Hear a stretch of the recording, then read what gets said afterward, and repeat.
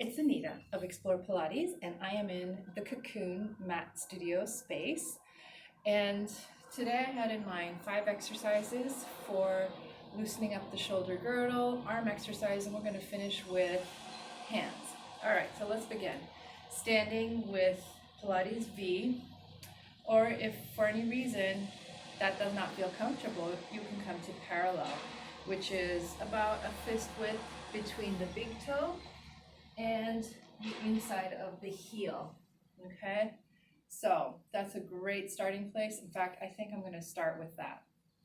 I'm gonna pull the belly in and up, try to line up your rib cage over your pelvis. I turn sideways, can you see a little bit better?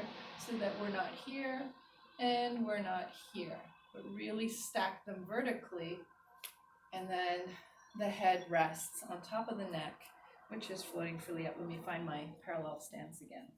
Okay, so we're gonna just reach forward, up, keep the hands shoulder width apart, and go ahead and just reach up. Let the shoulder blades slide up and reach the arms long and wide to the sides. Let the shoulder blades sink down and come down with your hands towards your hips.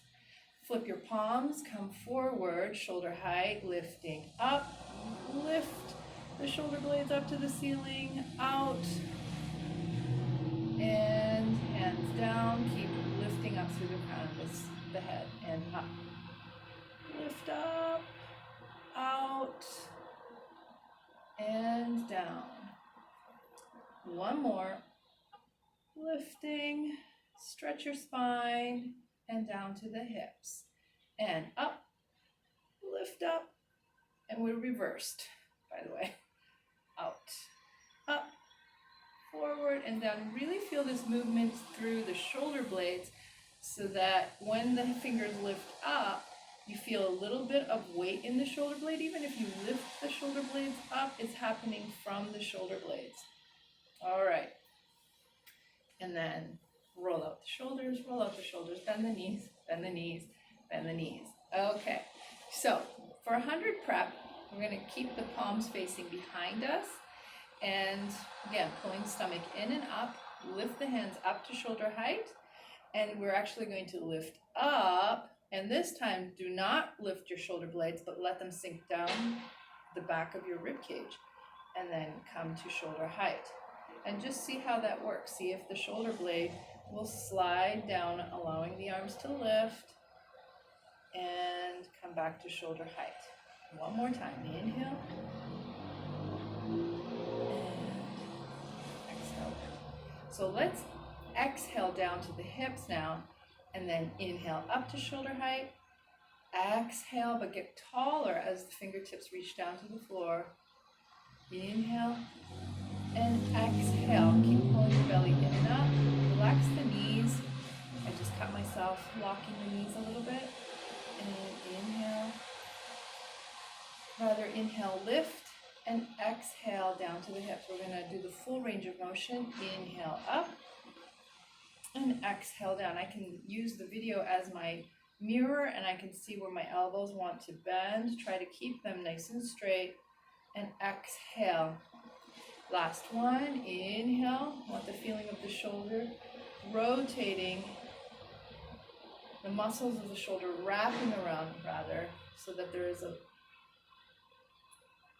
that when you lift your arm up, the muscles wrap around the top, okay, rather than lifting up with the traps. So it's almost like the traps get longer as you lift up. Okay, nice technical explanation there. And go ahead and swing the arms. Nice and free movement. You can add a little bit of a knee bounce to it. Keep pulling the belly in and up. Have control. And then hold, and one arm goes back. And the back swing might put you into rotation, but we're going to control that so that it doesn't. So you stay nice and square, facing front, and swing. And tiny bounce. It's not even a squat yet. Keep your toes spreading. Keep the crown of the head reaching up to the ceiling. Keep the arms reaching long. Find a little bit of space in your shoulder socket. And then add just a tiny bit, ever so slight rotation, so you look off to one side Look to the other side. Keep pulling the belly in and up. And one more. And one more to that side. And bring everything to a still.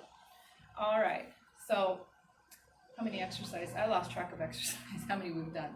So we're going to do swimming. All right. Keep the arms forward, shoulder width apart. And you're going to come around as if you were doing a breaststroke in the water. And as the elbows come back, squeeze behind you so you really get an opening in the front of the chest. And then inhale. As the fingers reach forward, I'll go off on the side. Keep pulling the belly in and up, knees soft, arms reach out and long. Squeeze the elbows behind you. And inhale, out, and exhale. Inhale and exhale. Two more and exhale. Last one and exhale and release. And a little bit of a shoulder roll. You can reach the fingers down, stretch, and come on up. All right, for the wrist, find my parallel stance. So for me, the parallel stance is really good because it puts the muscles, it wakes up muscles that tend to always live here. And it shortens them a little bit and gives me something to think about. All right, so you're gonna reach one hand forward, fingers in front, and stretch the wrist. Just press into it without pushing, because that's a really sensitive part of the arm, and we want to maximize your health and not injure. Okay? And then release, go to the other side. You can make little circles as well. And reverse. Okay. Release, circle it out, and then go to the other side. So fingers facing up, and place your palm into the raised palm of the other hand. Press into that, but more than anything, also set your shoulder blades, pull the belly in and up, keep the knees nice and soft. So you're really standing over your feet while you are stretching. And then flip the fingers down. Again, set your shoulder blades so that the stretch does not cause the shoulders to lift up. And release, circle out, circle out. All right, we're going to take that stop position again, and you're going to open the thumb with the other hand. You're going to just gently keep it open, press forward, and your goal is to open up this area between the thumb and the fingers. And you can slightly bend if that's causing a lot of strain so that we don't get into enormous tension. We want to eliminate tension, but the stretching can sometimes take us there. Okay? And as you saw, I finished with a wiggle of the fingers. Reach the other hand forward like you're saying stop. Pull down on the thumb just to open that space a little bit more. You can also open your fingers if that feels good.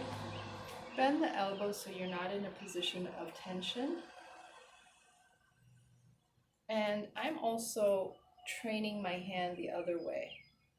So it's like I'm reaching with my pinky finger, and I get a little bit more of that stretch. And wiggle the fingers, wiggle the fingers. And we're done. Okay, so I hope you're having a great day. It's rainy here. I've got the door open, and we look forward to seeing you in math class.